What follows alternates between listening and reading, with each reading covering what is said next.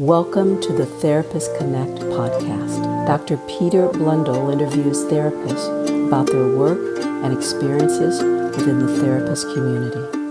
Hello, and welcome to this episode of Therapist Connect, the podcast.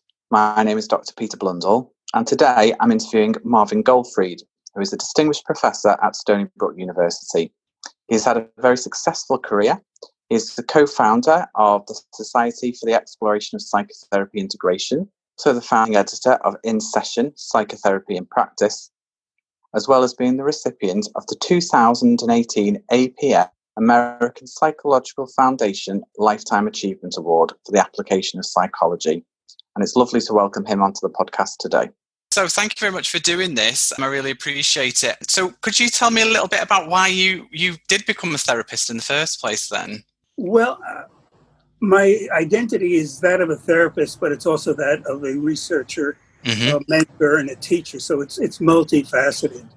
And interestingly enough, my original reason for majoring in psychology and going on for an advanced degree is that I thought, gee, this could be very useful if I went into advertising, because I kind of enjoyed figuring out what advertisers on TV were trying to pitch and how they were doing it and what they were appealing to.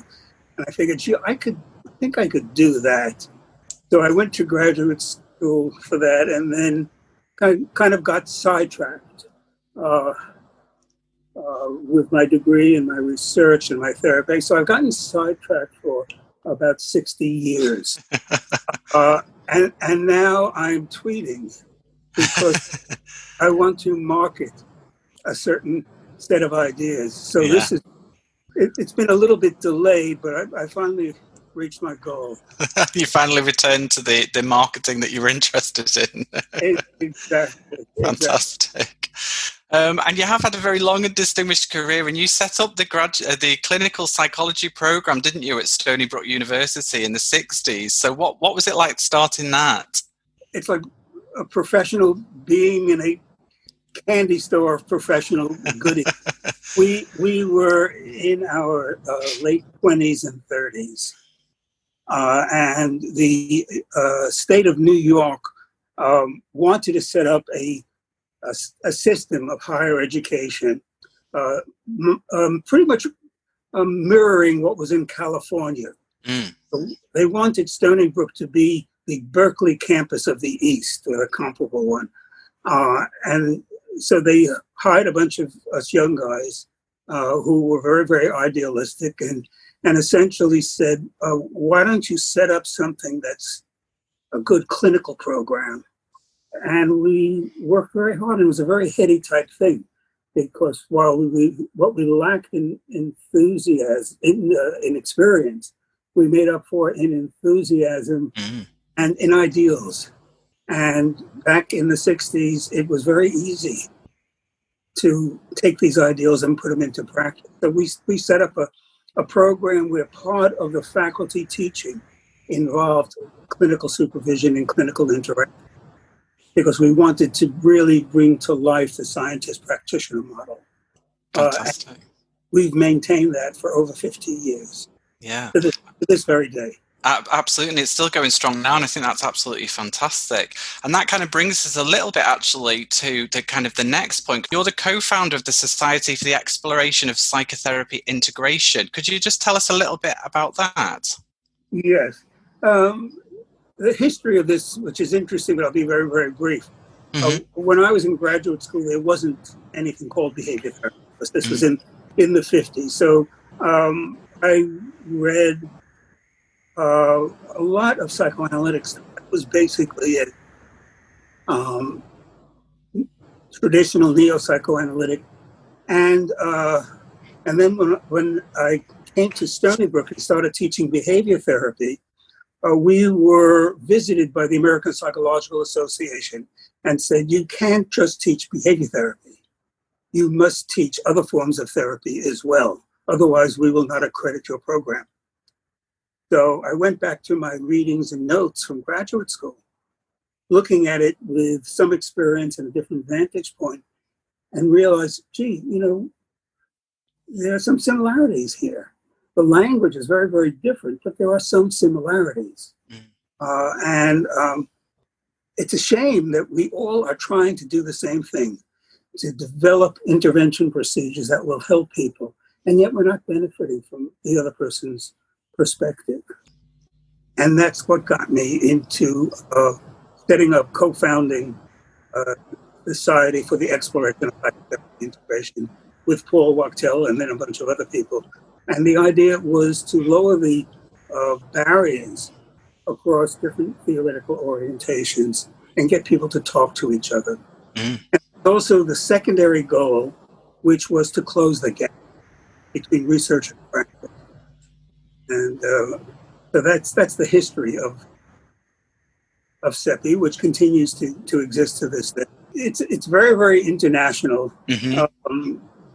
And I don't know what the current membership is. Maybe it's 500 or 600, but we do have local chapters throughout the world.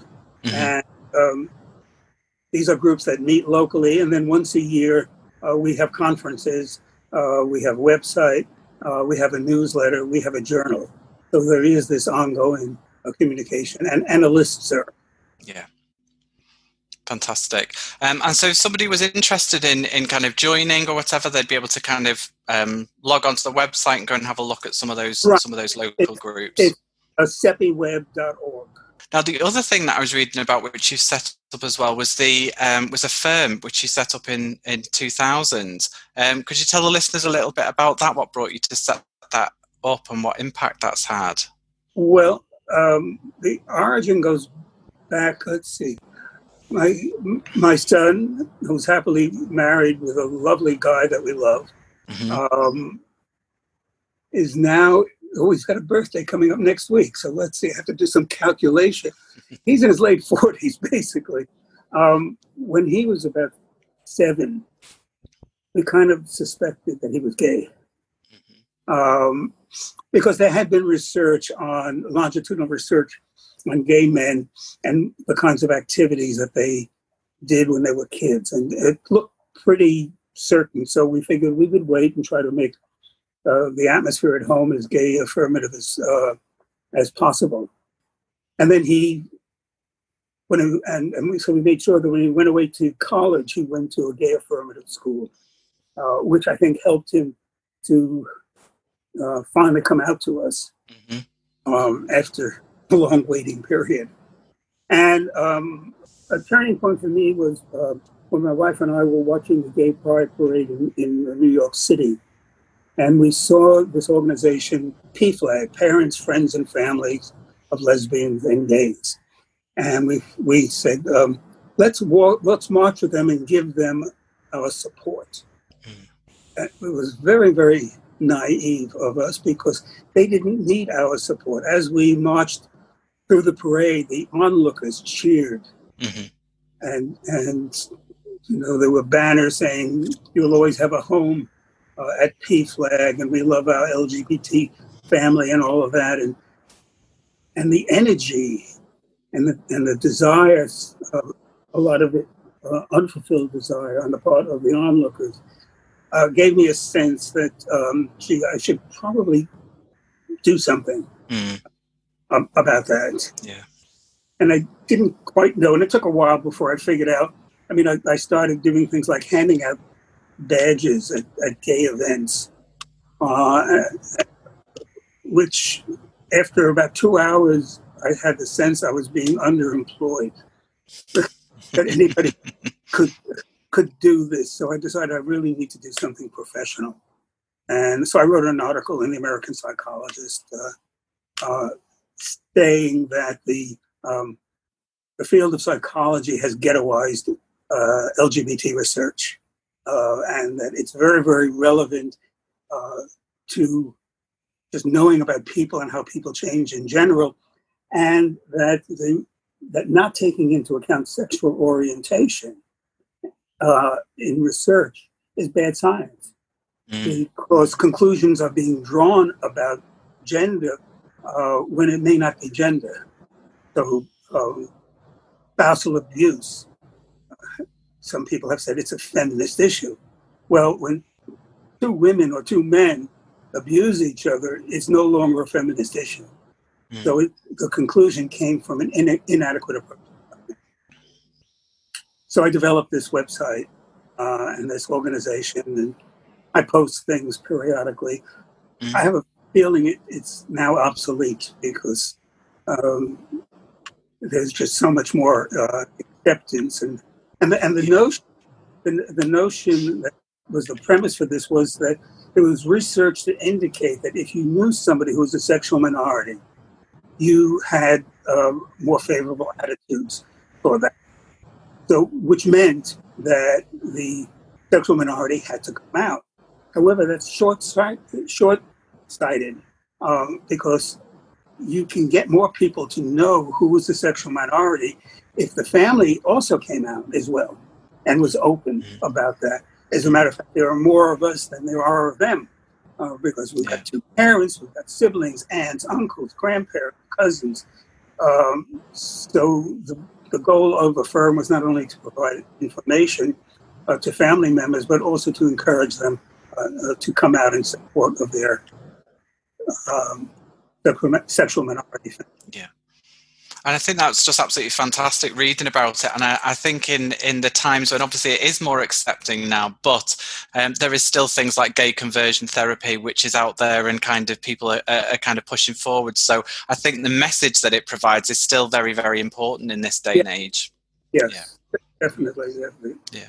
It'll be a long time to get there if we ever really get there. Yeah. And there being 100% acceptance, I very much will that can ever occur. Yeah, we can only hope, can't we? Yes, or not only hope, but also act. You've had a very long career, so I was just wondering, what do you think have been the highlights of that career so far? I used to think it was research and writing, and I've enjoyed that, and I think to a great extent that's been impactful. But I'm starting to revise my thinking as I've been teaching and mentoring Stony Brook students. And it's mentoring students, it's letting them really fully understand what therapy is all about and what good therapy is all about and how it really has to be connected to basic research as well as applied research. So, and we've had I've been at Stony Brook for over 50 years. And we've had hundreds and hundreds of people graduating, and they're fantastic. They've been in positions of authority, of research leadership, academic eminence, and in my mid-80s, I'm still teaching and supervising. I can't retire when it's just so great working with them. And it sounds like you're still really passionate about it, even after all this time, and that you enjoy doing it. Yes, yeah. I do. Which is fantastic. But my passion for advertising is returning, but I don't think it'll replace my passion for teaching and supervising. This could be the next 50 years. Yes. If you were speaking to somebody now, maybe you speak to some of the students actually in this way, if someone's thinking about becoming a therapist or going into this type of profession, is there any advice that you would give somebody kind of coming into it at this point? Yes, I would. I would say that it's going to be hard to change the mindset of people who have been in the field for a while. And we're kind of used to talking about, well, it's this school of thought and that school of thought. This is the way we think. We think in terms of people, Freudian, Adlerian, Rogerian. You know, if you go to a physician, a primary care physician, you don't say, what's your theoretical orientation to medicine? It makes no sense. So I would say to these young people, what kind of profession do you want to be affiliated with for the rest of your career? Do you want one where we're still fighting with each other, or one where we have good interventions and that we can agree on and that have a good empirical basis. And you should fight for them. It's really interesting you talking about that kind of distinction between the newer therapists who are coming through and the people who have been in the profession for a very long time. And I do think there is a difference actually in terms of how people perceive the profession and how they approach it, definitely. I think I probably know what the answer to this question is. But what do you think is the biggest challenge then that the profession currently faces? I think it's learning to indicate what we can agree upon. And I think the mindset of many people in the profession is that it's hard to do this. And basically what I've experienced is either they don't want to do it, or they'll say, yes, we can agree on this, but, and we know as clinicians that when you have a yes, but, the but erases everything that has appeared beforehand. I think people have identities, and their identity goes with a given school of thought. And that's very, very important. And I think it's threatening to many people to take away that identity. So younger people have not yet formed their identity. And I think, they enter the field saying, I want to really do the best kind of work that is possible to do. Well, the best kind of work that I say, based on research that I and other people have done, based on clinical practice, based on supervision, cannot be a single school of therapy. It must deal with other things. So, for example, a CBT therapist is dealing with a young woman who is very, very unassertive, very unsure of herself. And the interaction with the therapist will ask a question, and the patient will say, well, I guess it's this. And she can't make a commitment. And the CBT focuses more on what you need to do between sessions. What is going on within the session is crucial. You can do therapeutic work by pointing out, here's the problem happening right now. You're afraid to say what's on your mind. Or if the patient prefaces her comment by saying, you're going to think I'm crazy, but it's like, well, why will I think you're crazy? If your nose itches, and that's a subjective feeling, you don't say, I think my nose itches. It's my nose itches. If I want something, I want something, and you don't have to apologize. So you can do this intervention right in the session. That's not CBT, as it's now known. It's like wasting a potential for intervention. And it's that, I think what you're describing there is this kind of more holistic approach where actually we're using all of our skills in that moment to kind of really support the client or the patient and get to know exactly what's going on for them. Exactly. The therapist should intervene not on the basis of her or his theoretical orientation, but on what the patient needs. Which is very client-centered and based on exactly the client rather than, as you say, the background or the philosophy that you're coming from. Yes. Given that there may be people listening to this who are kind of going into research in counselling and psychotherapy, and particularly in the UK now, it's a very, very big thing, and a lot more practitioners are encouraged to kind of do that. Is there any kind of areas of research that you think require greater attention than we've already given? A couple of areas. I think, let me make a comment on the areas that have been given too much attention and assumed by many people to be the only source of evidence, namely clinical trials for DSM disorders.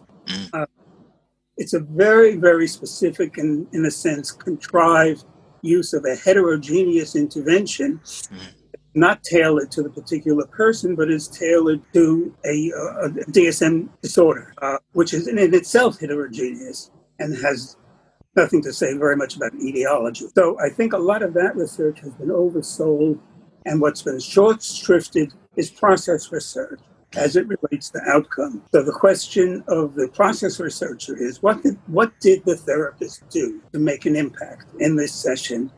And to what extent did these impacts in the session contribute to overall change? That's the research question. The therapist's question is, what can I do to make an impact in this particular session?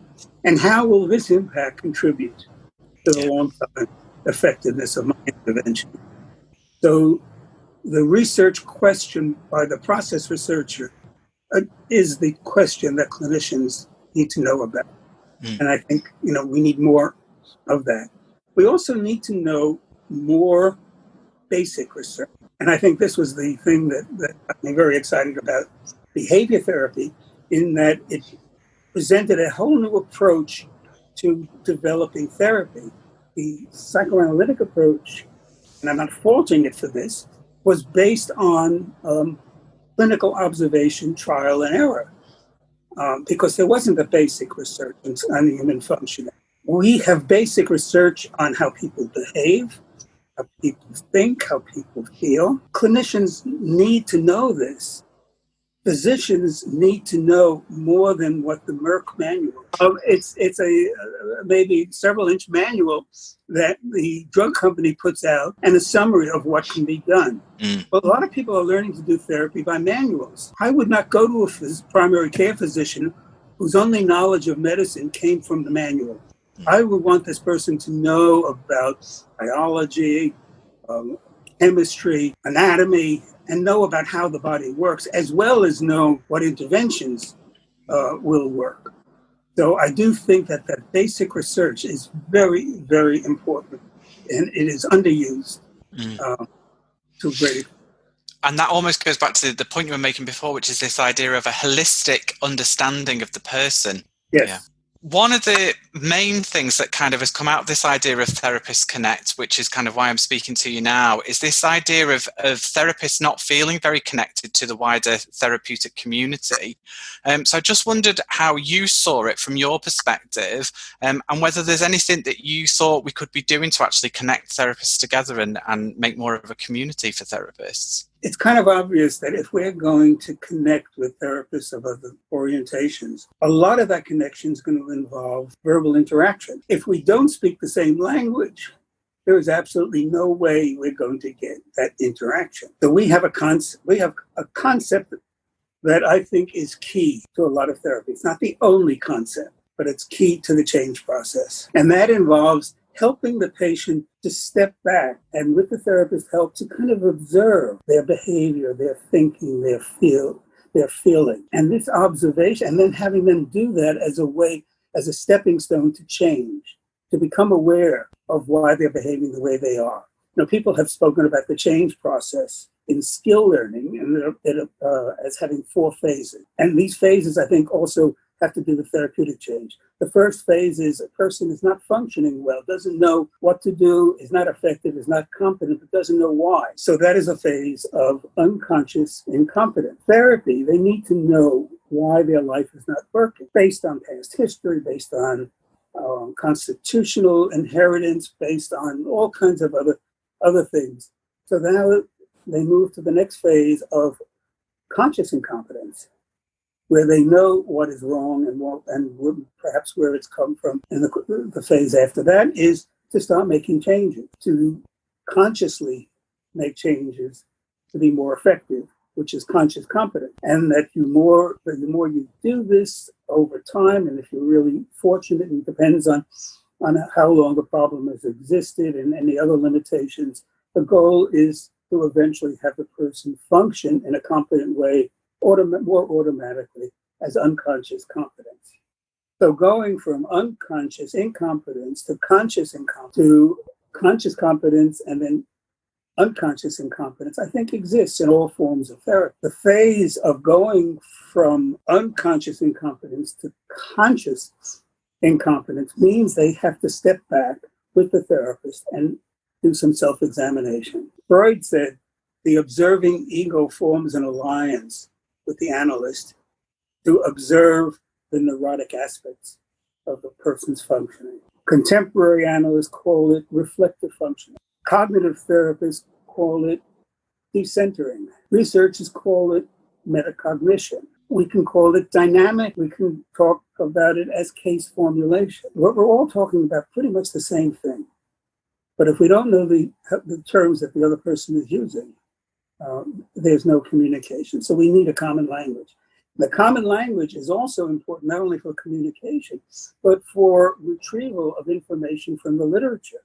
So there is research on decentering, there's research on insight, there's research on reflective functioning, And if you use these search terms, you'll come up with things. But if you don't use these search terms, you won't come up with it, and it may be important information. So language is very important. In addition to that, you can observe somebody doing therapy. You can say, oh, that's good therapy. I'm planning to do this. I don't know when, whether it'll be, I think it's too long for a tweet. So I think I might link the tweet to something more lengthy, like a video. You have the therapist-patient interaction. The patient says, I'm always concerned about whether my ideas are legitimate or not. And I'm always concerned that other people are going to disagree with me and it may not be legitimate. And this just keeps me stressed, makes me feel crappy about myself. I can't always get what I want. And the therapist says, well, okay. So maybe it's important for you to learn how to shift your focus away from thinking about what other people want or concerns about what other people want, and focus on more what you want. And then take the risk at sometimes in well thought out situations to express what you want. Mm-hmm. And feel good about yourself, and maybe you'll even get what you want. So what's the orientation? It could be anything. And then asking therapists, do you agree? Do you see this in your clinical work? Yeah. We see it in their clinical work. We don't talk about it. Well, we do talk about it, but we talk about it with different language. And one thing I wondered is, do you worry that if we ended up using a common language, do you think there's a risk that we could lose some of the depth that we have with some of these approaches, which kind of, and the variety that we have? Do you think there's a potential that we could lose something there if we all become kind of very similar in terms of how we approach it? No, if the language is common, in that example I gave, the interaction between therapist and patient, yeah, I didn't say how this was going to happen. I didn't say anything about the therapeutic procedure. And that's where we have our differences. And our differences may be theoretically big. It's like, well, what you need to do is assert yourself to your wife. Or somebody would say, well, I'm a person, as your therapist, try it out on me. So the different orientations may have different therapeutic techniques or procedures, and that's fine. And they may work better with some people than other people, as opposed to, well, I'm CBT, so I can only talk about what's happening between sessions. No, I'm interpersonal, so I can only talk about what's happening within the session. Well, maybe the needs of the patient and what works better for that person should be the method that's used. So we agree on the process of change or the principle of change. And then how it gets implemented is an empirical question. I have no problem with using a technique from another orientation if it's indicated.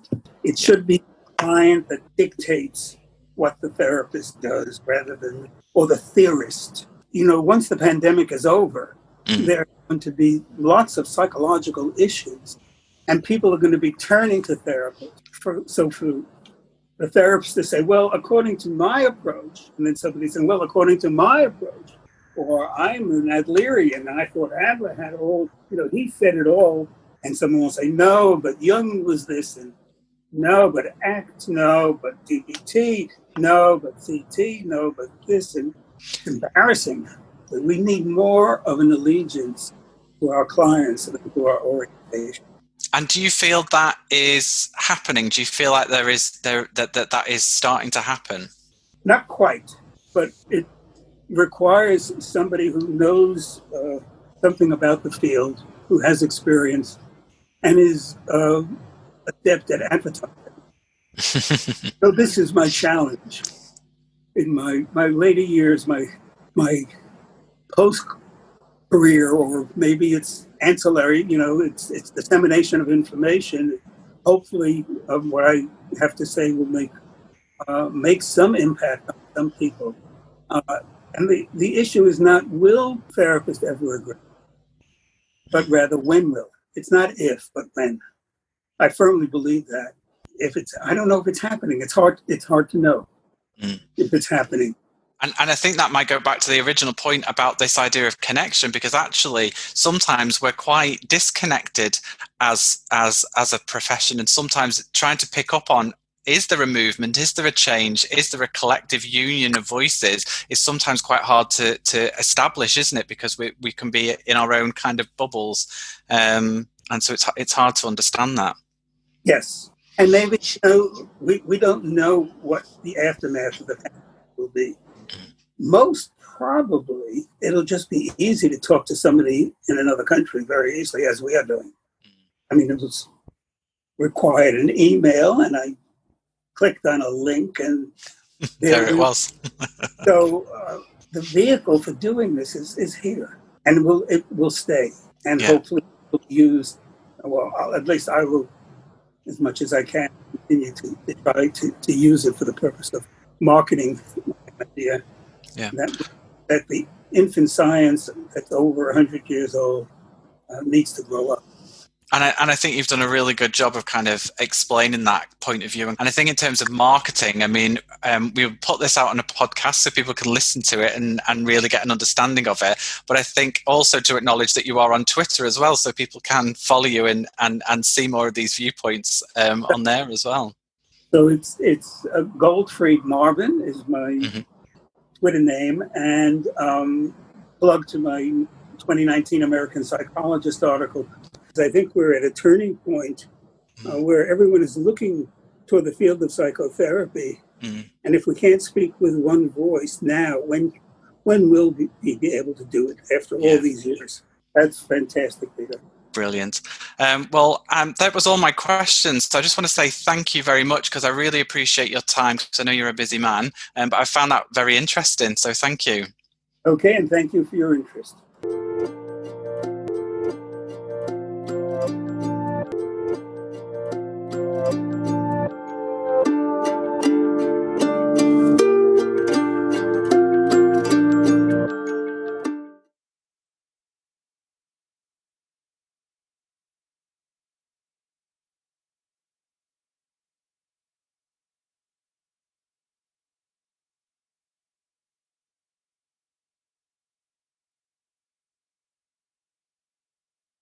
Thank you for listening to the Therapist Connect podcast. Go to www.therapist-connect.com for more discussions and debates.